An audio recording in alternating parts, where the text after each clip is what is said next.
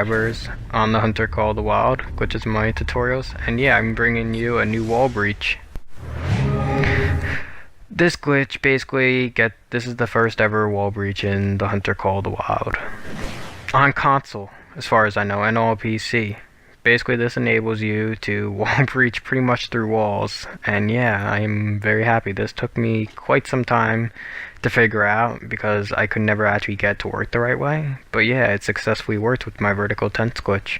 And if you did like, please subscribe if you're new.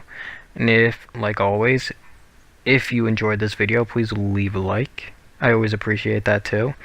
And also, stay tuned for my 200 subscriber giveaway, which will be this Friday. I will live stream it, and it's going to be a different kind of giveaway, so stay tuned.